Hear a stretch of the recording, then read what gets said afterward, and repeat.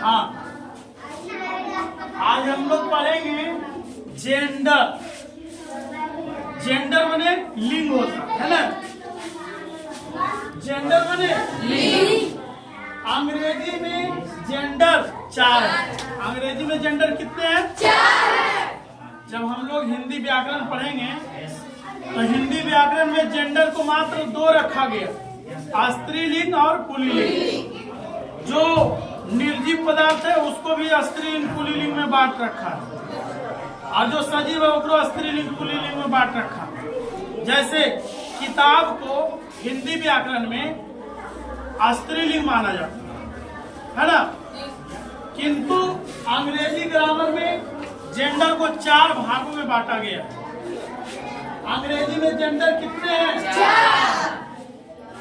First है masculine gender पुल्लिंग, feminine gender स्त्रीलिंग, कॉमन जेंडर उभयलिंग, न्यूट्रल जेंडर नपुंसकलिंग। अंग्रेजी में जेंडर 4 है। Masculine gender, feminine gender, common gender और न्यूट्रल जेंडर। अब हम लोग चारों जेंडर का परिभाषा जानेंगे। Masculine gender, all words for male are masculine gender. Class के हिसाब से परिभाषा छोटा बड़ा रूप में लिखा जाता है। यहाँ लिखा गया है all words for male are masculine gender, है ना। वह सभी वर्ड जो मेल यानी पुरुष के लिए, सभी शब्द जो मेल के लिए यानी पुरुष के लिए आता है मस्कुलिन जेंडर। हिंदी में पुल्लिंग, जिस शब्द से पुरुष जाति का बोध हो उसे पुल्लिंग कहते हैं। जैसे बॉय यानी लड़का, फादर पिता, ब्रदर भाई और भोला आदि, ये सब के सब क्या है? पुल्लिंग है, मस्कुलिन जेंडर। सेकेंड में आता है फेमिनिन जेंडर। फेमिनिन जेंडर बने स्त्रीलिंग, मुस्कुलिन से मेल बना और फेमिनिन से फीमेल बना, है ना। Feminine gender, all words for female are called feminine gender.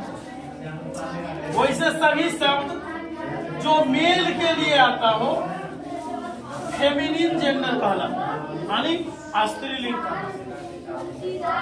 Hindi में स्त्रीलिंग, जिस शब्द से स्त्री जाति का बोध हो उसे स्त्रीलिंग कहते हैं। जैसे यहाँ जैसे बॉय में लड़का था उसका स्त्रीलिंग गर्ल बने लड़की, फादर बने पिता, मदर बने माता, है ना, ब्रदर बने भाई, सिस्टर बने बहन, हॉर्स बने घोड़ा और मेयर बने घोड़ी। ये सब के सब स्त्रीलिंग आदि। तीसरा नंबर में कॉमन जेंडर उभयलिंग। ये बहुत इम्पोर्टेंट है, इसको जानना बहुत जरूरी है और बहुत इम्पोर्टेंट है। कॉमन जेंडर, कॉमन जेंडर यानी उभयलिंग, इससे स्त्री पुरुष दोनों का बोध हो। वह सब जिससे स्त्रीलिंग और पुल्लिंग दोनों का बोध हो उसे उभयलिंग कहा जाता है। जैसे हम लोग हिंदी में बोलते हैं विद्यार्थी, लड़का हो या लड़की हो दोनों को विद्यार्थी बोलते हैं। किंतु छात्र अगर बोला जाए तो लड़का के लिए छात्र और लड़की के लिए छात्रा होता है। और हिंदी व्याकरण में ही देख लो, विद्यार्थी एक ऐसा शब्द है, लड़का को भी हम विद्यार्थी बोलेंगे और लड़की को भी हम विद्यार्थी बोलेंगे। किंतु हिंदी में सबका अलग अलग वर्ड बना कर रखा। जैसे हम लोग शिक्षक को हिंदी में पुरुष को बोलते हैं शिक्षक, स्त्री को बोलते हैं शिक्षिका, किंतु दोनों का इंग्लिश वर्ड टीचर होता है ना। माता पिता बोलते हैं, माता और पिता, माता पिता का एक वर्ड में अंग्रेजी में बोला जाता है पेरेंट्स। पेरेंट्स बने माता पिता, है ना। पेरेंट्स ऐसा शब्द है जो माता पिता दोनों के लिए आता है ना। एक वर्ड है पोएट, POET, पोएट बने कवि। कवि या कवित्री हिंदी में हम लोग पुरुष को कवि बोलते हैं और महिला को कवित्री। हमारा अंग्रेजी वर्ड में दोनों के लिए आता है एक ही शब्द पोएम, है ना, जिसमें कि यहाँ लिखा गया स्टूडेंट। अब लड़की छात्र है या लड़का छात्र है, उसको हम स्टूडेंट ही बोलते हैं। मगर कभी कभी सिचुएशन ऐसा आ जाता है, ऐसा घटना घट जाता है कि वहां पर जानना, अगर स्टूडेंट यूज हो रहा है ना, और जानने की बारी आ जाता है कि भाई स्टूडेंट छात्र तो यहाँ से गुजरा, मगर छात्र क्या थे, लड़का था या लड़की, तब वहां पर हम लोग क्या करते हैं, वैसे को दर्शाने के लिए उसके आगे सी का प्रयोग करते, है ना, सी का प्रयोग करते हैं और ही का प्रयोग करते हैं, या उसके जगह पर गर्ल का प्रयोग करते हैं या तो बॉय का, बॉय स्टूडेंट, गर्ल स्टूडेंट, है ना। जब लिंग की बात आ जाता है तो हम उसके आगे में गर्ल या बॉय लगा। फ्रेंड है क्या, फ्रेंड बताओ, लड़का लोग को मित्र बोला जाता है, लड़की लोग आपस में सहेली बोलती है, मगर उसके लिए अंग्रेजी वर्ड फ्रेंड है। मगर जब दर्शाना हो लड़का लोग का मित्र जो है, मित्रता एक ऐसा चीज है कि लड़कों से भी मित्रता, लड़की से भी मित्रता होता है, मगर उस मित्रता को लिंग में दर्शाना है तो हम क्या बोलते हैं, मेरा फ्रेंड है। अब बताया जाता है कि लिंग दर्शाना है तो हो गया बॉयफ्रेंड, गर्ल्स फ्रेंड, है ना। इस तरह का शब्द से हम क्या करते हैं, उभय लिंग को अलग अलग जब दर्शाने के बारी आ जाता है तो उसके आगे हम गर्ल या बॉय, ही या सी लगा। देखो ना, कुछ वर्ड ऐसा है जिसके आगे ही सी लगा के हम उसको अलग अलग डिवाइड करते हैं। जैसे गोट माने बकरी, तो उसके आगे हम लोग क्या करते हैं, ही गोट सी गोट लगा के स्त्रीलिंग पुल्लिंग को हम अलग अलग दर्शाते, है ना। तो कॉमन जेंडर जो है बहुत इंपॉर्टेंट है। ये जो है, जो मस्कुलिन फेमिनिन तो अलग अलग वर्ड्स है, और जो दोनों को मिला के चलने वाला कॉमन जेंडर है वो समझने वाला सब, है ना। कभी एक में आता है, कभी उसको अलग करने के बारी आता है तो एक सैंबल उसके आगे एक प्रकार का शब्द जोड़ करके अलग हम लोग कर पाते हैं, है ना। गर्ल्स स्टूडेंट्स या बॉय स्टूडेंट, है ना। इस तरह से हम उसके आगे गर्ल और बॉय लगा करके लड़का लड़की को अलग अलग हम दर्शा सकते हैं, स्त्रीलिंग पुल्लिंग को अलग कर सकते हैं। ही सी का प्रयोग करके गर्ल और बॉय का प्रयोग करके हम अलग अलग लिंग में दर्शा सकते हैं, किसको, कॉमन जेंडर। यहाँ common gender words which can be used for both males and females are called common gender। जो शब्द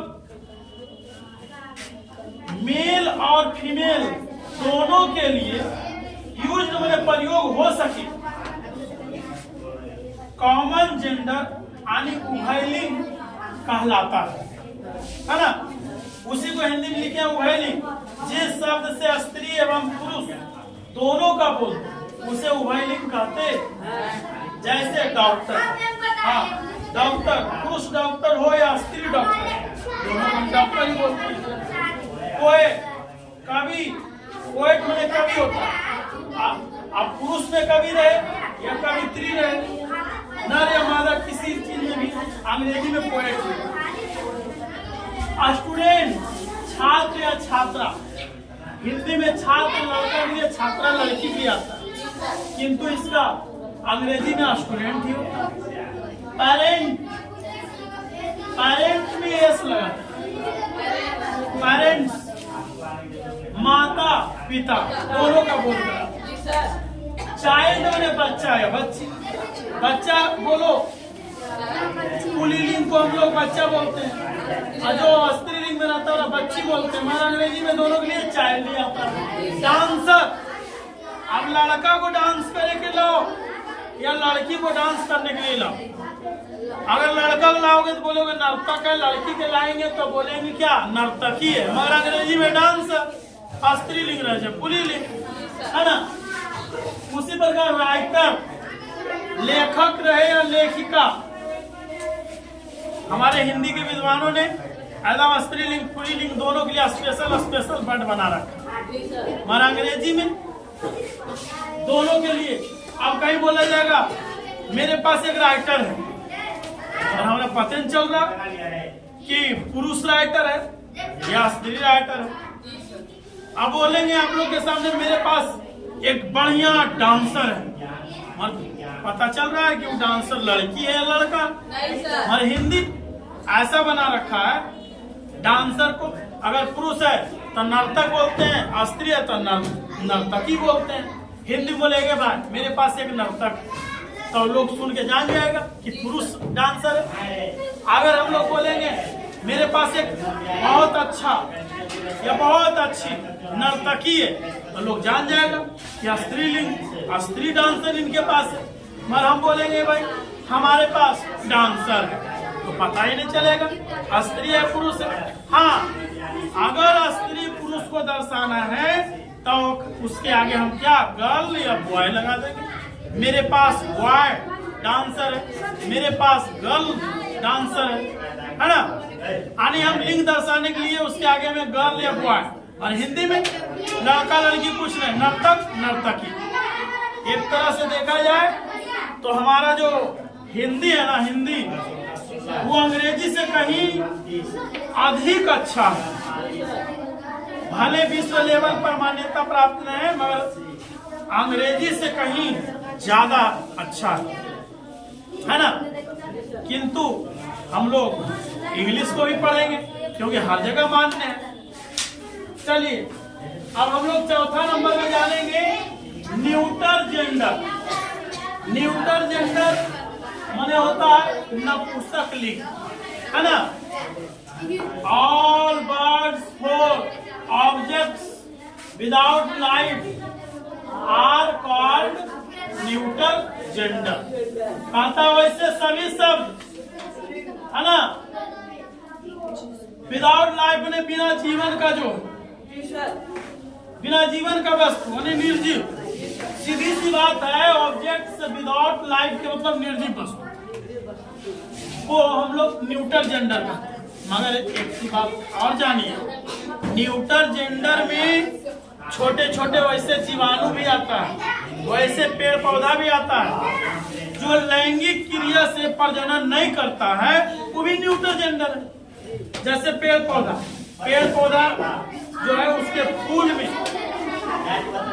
है ना, उसके फूल जो है लैंगिक अलैंगिक प्रजनन क्रिया के द्वारा वो भी प्रजनन करता है। उसमें भी स्त्री केसर पुंख केसर पाया जाता है ना, उससे वो लैंगिक क्रिया करता है। किंतु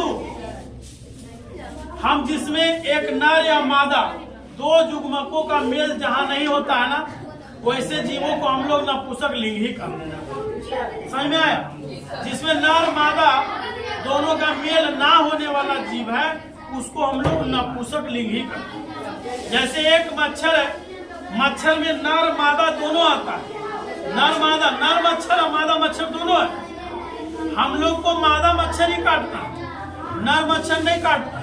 मादा मच्छर प्रजनन करने के लिए काटता, यानी हमें काटा और जा करके पानी के ऊपर में उसको प्रजनन के लिए उगलता है, जो लार्वा के रूप में रहता है, अब प्यूपा बनता है, अब प्यूपा बन के मच्छर बन के उड़ जाता है। हम इसीलिए अपने आसपास के जहाँ पानी जमा होता है ना, किरासन क्यों छींटते हैं पता है? पानी पर ये तेल, मिट्टी तेल, क्योंकि जब मच्छर अपने लार्वा को छोड़ता है जल पर ना, तो जो पानी का पृष्ठीय तनाव है उसको मिट्टी तेल क्या करता है? तोड़ देता है। मिट्टी तेल पानी का जो पृष्ठीय तनाव है उसको तोड़ देता है, जिसके कारण लार्वा पानी पर छोड़ते ही डूब जाता है और लार्वा नष्ट हो जाता है और मच्छर की वृद्धि कम जाता है। समझ में आया? बता, एक मच्छर प्रजनन करने के लिए नर का सहारा लिया? नहीं लिया, है ना। तो मच्छर भी क्या है? नपुंसक लिंग है। नर मादा दोनों है उसमें, मगर मादा को नर से कोई मतलब नहीं। तो वैसे जी जो नर मादा में भी है किंतु प्रजनन करने के लिए नर मादा दोनों भाग नहीं लेता, तो ऐसे जीव को भी हम नपुंसक लिंग कहेंगे, न्यूटर जेंडर कहेंगे, है ना। यहाँ डायरेक्ट लिख दिया है कि जो निर्जीव है वो मच्छर क्या निर्जीव है, और क्या करोगे इस प्रकार से, मगर बढ़िया समझाते हैं। Neuter gender, all birds for objects without life are called neuter gender, है ना। वैसे सब जिससे निर्जीव पदार्थों का बोध हो या अलैंगिक जीवों का बोध हो उसे हम न्यूटर जेंडर कहेंगे, यानी नपुंसक लिंग।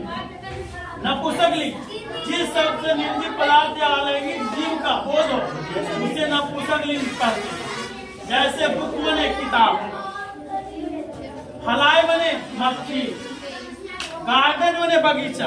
गार्डन बने बगीचा, देखो बाग बगीचा आ गया, बगीचा में पेड़ पौधा रहता है, और पेड़ पौधा नर मादा से किसी प्रकार का कोई मतलब रहता नहीं, उसके पुष्प से प्रजनन होता। तो आज हम लोग अच्छा से जेंडर को पढ़ा, है ना, संख्या। अब हम इसके आगे क्या पढ़ेंगे जो बता देता हूँ। अब हम लोग इसमें पढ़ेंगे किस तरह से मुस्कुलिन जेंडर से फेमिनिन जेंडर में हम चेंज करना सीखें, यानी चेंज द जेंडर पढ़ेंगे। स्त्रीलिंग से पुल्लिंग, पुल्लिंग से स्त्रीलिंग बदलना सीखेंगे। जैसे गर्ल का बॉय या बॉय का गर्ल, है ना। हॉर्स मने घोड़ा होता है तो नायले मने घोड़ी होता है ना। डॉग मने कुत्ता तो बीच मने कुत्ती। इस तरह से कुछ वर्ड है, जैसे गॉड के गॉडेस, यानी इसके आगे का क्लास हम क्या होगा, चेंज द जेंडर, यानी जेंडर हम बदलना सीखेंगे नेक्स्ट क्लास।